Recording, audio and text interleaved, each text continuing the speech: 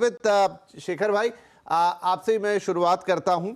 तो आज दर्शकों को मुझे लगा कि ये बताया जाए कि रियल स्टेट को रियल एसेट कैसे हम बना लें। तो देखिए, हम ये तो जानते हैं कि रियल स्टेट में एक बढ़िया रिटर्न आता है, बहुत सुरक्षित ये होती है, लेकिन आजकल क्या इतनी एसेट क्लासेस हो चली हैं कि इक्विटीज़ भी हैं, इस समय तो सोने चांदी की जो बातें हो रही हैं उसका क्या ही कहना, बॉन्ड्स हैं, ये हैं वो हैं। लेकिन अगर मैं प्योर मन की शांति, एक पक्का अच्छा निवेश और एक अच्छा रिटर्न और शायद कुछ ऐसा जिसे मैं अगली जनरेशन को भी दे पाऊं, तो आप रियल एस्टेट को कहां रखेंगे? सबसे पहले तो मेरा दिवाली का सबको धन्यवाद। दिवाली की सबको शुभकामनाएं। विपिन जी, अभिषेक जी और सारे दर्शक भाइयों और बहनों, सबको दिवाली की खूब शुभकामनाएं। विपिन जी, रियल एस्टेट जैसे आपने शुरुआत की कि जब से पृथ्वी बनी तब से रियल एस्टेट है और रियल एस्टेट रहेगा। जब तक पृथ्वी रहेगी तब तक रियल एस्टेट रहेगा। और रियल एस्टेट क्या, दीपावली के टाइम पे रियल एस्टेट डिस्काउंट से या रियल एस्टेट पे विश्वास है लोगों का, और विश्वास के कारण ही दीपावली के टाइम पे लोग एक शुभ मुहूर्त और शुभ परचेज में, जैसे सोना है, चांदी है, ऐसा ही एक घर है, अपना घर खरीदना एक लोगों के लिए एक एक भावना है, एक उनकी अंदर की उमंग है। उसकी वजह से दिवाली फेस्टिवल में रियल एस्टेट में डिमांड भी अच्छी रहती है। और आज तक रियल एस्टेट ने कभी किसी को धोखा नहीं दिया है। तो मैं ये भी नए साल में इच्छा रखूंगा कि नए साल में भी रियल एस्टेट लोगों के साथ में खड़ा रहेगा। और जब अलग अलग एसेट क्लास की बात है तो सबसे बड़ा एसेट क्लास तो रियल एस्टेट में रेसिडेंशियल रियल एस्टेट ही है। आज के दिन में 80% of the real estate market is residential, and दूसरा जो 20% है उसमें बाकी सब कमर्शियल भी आता है, रिटेल भी आता है। अभी आजकल जो नए चीजें चल रही है, सीनियर लिविंग भी आता है, को लिविंग भी आता है, पर सबसे बड़ा रेसिडेंशियल है। और दिवाली के त्योहारों में लोग अपना घर खरीदना चाहते हैं। इनके लिए एक नई शुरुआत दिवाली में घर खरीदने से होती है। तो मेरे ख्याल से residential will be the flavour of real estate for all times to come. चलिए, ये तो एक बहुत अच्छी आधारशिला आपने रखी कि नो डाउट कि रियल एस्टेट एक ऐसी चीज है। अच्छा, इमोशन भी बहुत जुड़े हैं किरण साहब इसमें, मतलब बाकी एसेट क्लास में मुझे लगता है इमोशन थोड़ा सा मिस आउट होता है। वहाँ प्योर पर्पस होता है कि मैं एक लगाऊं तो मुझे कितने मिलेंगे, 2, 4, 5। लेकिन रियल एस्टेट एक ऐसा निवेश है जिसके साथ आदमी का इमोशन बहुत जुड़ा होता है। ठीक है, उसको सरप्लस के तौर पे एक अच्छा रिटर्न तो मिलता ही है, लेकिन उस इमोशन की तो क्या कीमत लगाएंगे। मैं आपसे पूछूं, आपने अपना पहला रियल एस्टेट निवेश कब किया था? कब मन में आया कि चलो रियल एस्टेट में मैं निवेश करूं? So before I answer that question, wonderful Diwali, rocking Diwali to everybody. Vipin, you, Shekhar bhai, of course, and everybody who's listening. All श्रोताओं के लिए Diwali is rocking. So thank you for calling me. Yes, your question is कि मैंने अपना पहला real estate investment कब किया था? राइट, 2005. ओके। जब मैंने जोन्स लैंग लसाल ज्वाइन किया था, तो अब हम रियल एस्टेट डेटा के साथ खेलते थे, right? It was new, real estate में रिसर्च था ही नहीं।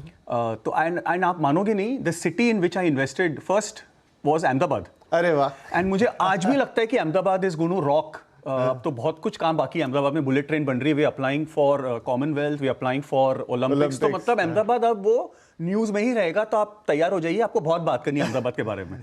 नॉट बिकॉज शेखर भाई is here, I am saying this. Right, नहीं, आपने तो 2005 में कर दिया था। तो फिर उसके बाद रियल एस्टेट से हमेशा ही संपर्क रहा है। नॉट दैट आई नॉट मैं ही नहीं बोल रहा हूँ कि मैं उस पर रिसर्च करता हूँ, उस पर डेटा बहुत करता हूँ, वो नहीं। बट फिर तो उसके बाद बैंगलोर में भी इन्वेस्ट कर लिया, फिर हैदराबाद में भी कर लिया, पूना में भी कर लिया। फिलहाल काफी कुछ बेच दिया है, बिकॉज इट्स इंपॉर्टेंट कि आप जब खरीदो तो you should also know how to exit. Right, right. जैसे शेयर्स में बोलते हैं ना कि खरीदना बहुत आसान होता है, बेचना मुश्किल होता है। तो वो बहुत जरूरी है। You need to keep rotating and you need to make sure, and ऐसा नहीं कि rotating speculatively कि आज खरीदा एक साल में बेच दिया। Do it on a longer term horizon, and real estate will always rock when it comes to longer term. Right. Couple of years, yes, you can do it once, twice in your lifetime, but it cannot happen again and again and again and again. बार बार नहीं हो सकता। नहीं, ये बड़ा important point है, आगे इस पे और चर्चा करते हैं कि एंट्री तो लेना है लेकिन एग्जिट कब लेना है, वो भी बड़ा इंपॉर्टेंट है, ताकि आपको रियल एस्टेट से जो एक फायदा मिल सकता है निवेश के तौर पे वो मिले। शेखर भाई, आपसे तो क्या पूछूं, आप डेवलपर हैं और ये मतलब आई थिंक आपके यहाँ हमेशा से पीढ़ी दर पीढ़ी भी होता आया है, लेकिन फिर भी आपने अपना, अगर कोई ऐसा खास आपको वाकया याद हो कि मैंने अपना खुद का रियल एस्टेट निवेश कब किया। और एक साथ में मेरा सवाल ये है कि जैसा अभिषेक जी ने कहा 2004-05, आई थिंक यही वो दौर था जब हमारे यहाँ, देखिए अब मकान तो हमेशा से हम खरीदते थे, वो ऑटोमेटिकली एक निवेश हो जाता था, वो कहानियाँ बनती थी कि पापा ने खरीदा या दादाजी ने खरीदा तब 10 लाख का था, अब 1 करोड़ का हो गया। लेकिन आई थिंक जब से लोन वगैरह शुरू हुए, एक जिसे कहते हैं थोड़ा थोड़ा ऑर्गेनाइज होना शुरू हुआ सेक्टर, और तब लोगों के दिमाग में आया कि मैं एक फ्लैट खरीद लूँ, एक प्लॉट खरीद लूँ, एक दुकान खरीद लूँ, तो वो 2005 और उसके आसपास की बात हो सकती है। तो ये ट्रेंड कब से शुरू हुआ जब लोगों ने मतलब क्लासिफाइड तरीके से भारत के अंदर रियल एस्टेट में निवेश शुरू किया? रियल एस्टेट में निवेश तो सदियों से चलता आ रहा है और भारत में भी चलता आ रहा है। 2003-04 के बाद लोगों ने, यानी मीडिया ने भी इसको हाईलाइट करना चालू किया, रिसर्च एजेंसी ने भी इस पे काम करना चालू किया, लोगों ने भी इस पे काफी सोच विचार करके इन्वेस्ट करना चालू किया। तो 2003-04 से ये हाईलाइट में आया है। बाकी निवेश तो आपको पता है कि बहुत सालों से, यानी आपने ही बताया कि सबसे पहला ही बिजनेस शायद शुरू हुआ होगा तो वो रियल एस्टेट, घर की जरूरत सबको होती है। मैं रियल एस्टेट को एज ए इन्वेस्टमेंट नहीं देखता हूँ, ये काफी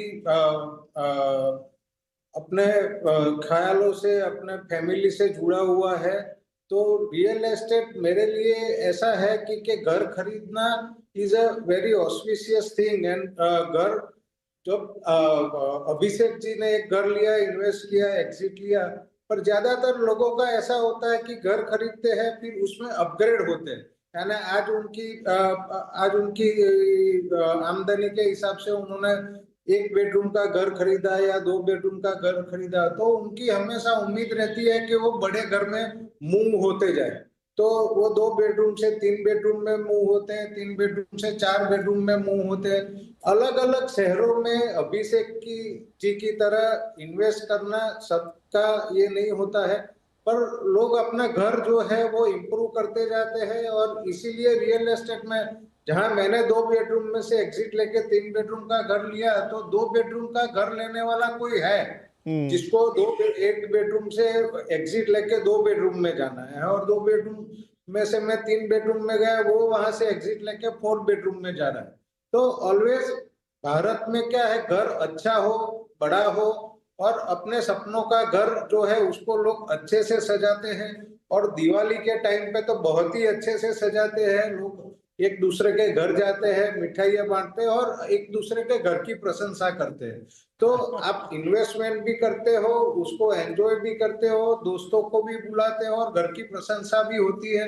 ऐसा इन्वेस्टमेंट सिर्फ रियल एस्टेट ही है। No doubt, no doubt. इसीलिए हमने कहा कि एक बहुत ही डिफरेंट एसेट क्लास है जिसमें इमोशन भी इन्वॉल्व है, और इमोशन की कोई कीमत आप लगा नहीं सकते, वो प्राइसलेस है। लेकिन अभिषेक जी, बड़ी एक अच्छी बात यहाँ शेखर भाई ने की, मैं आपसे समझना भी चाहूँगा। 2 तरीके के लोग मैंने देखे।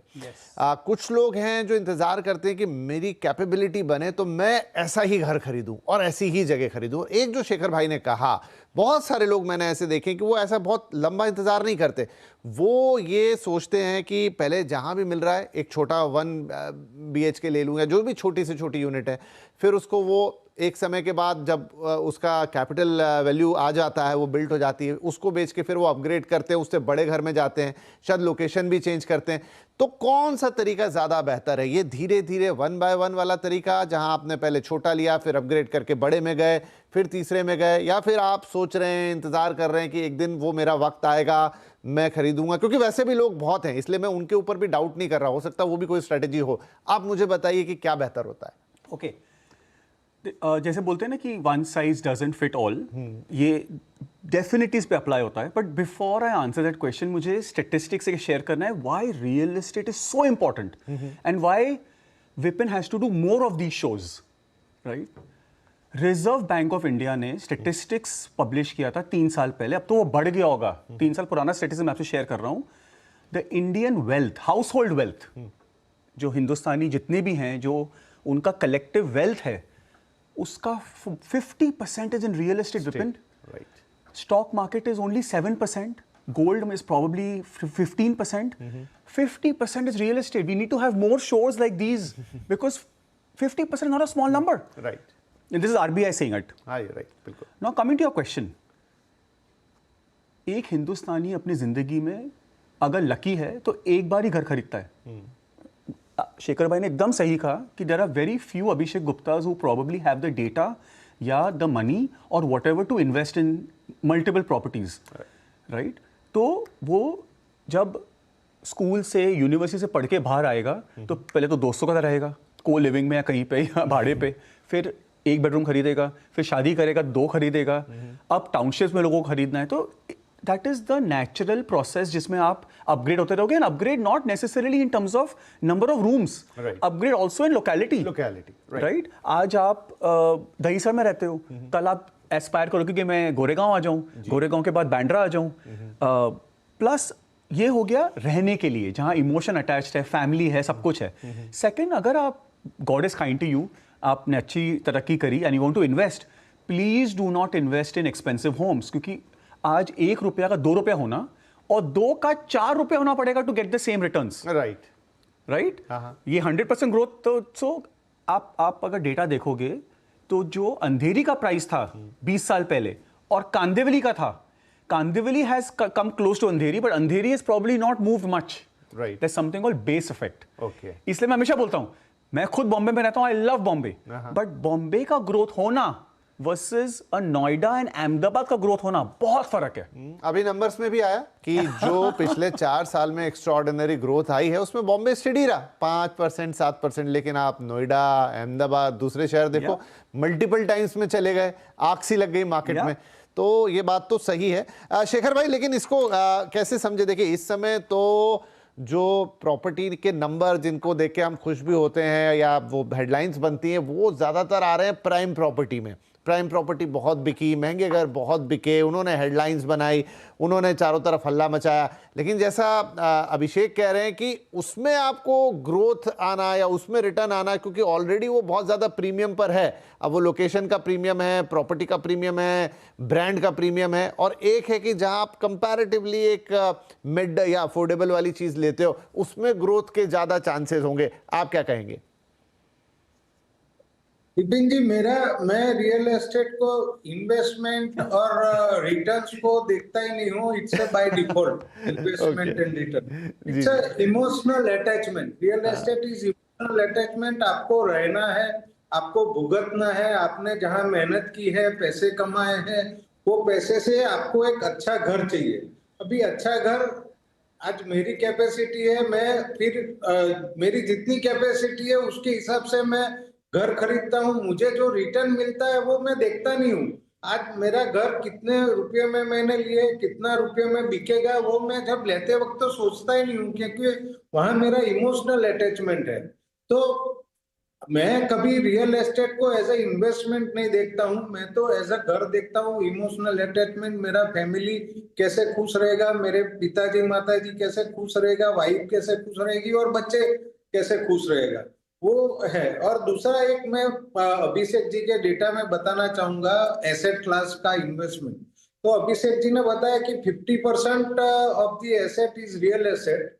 ये उनकी बात सही है, पर ये टियर 1 यानी मेट्रो सिटी में जो हायर कैटेगरी के लोग हैं, उनकी यानी हायर इनकम ग्रुप है HIG, और उसके ऊपर का जो ग्रुप है उसका 50% asset is real asset. But जो MIG है और जो लोअर इनकम ग्रुप है पूरे हिंदुस्तान में, उसका एक जो रिपोर्ट आप देखेंगे, जो दोनों को अलग अलग कैटेगरी करेंगे, तो 70% of asset of LIG and MIG people are is in real estate. तो वो उनका 70% एसेट रियल एस्टेट में है, 10% एसेट गोल्ड में है, और बाकी 20% एसेट जो है उनकी वो या इक्विटी में है या तो फिर बैंक में डिपॉजिट के रूप में पड़ा है.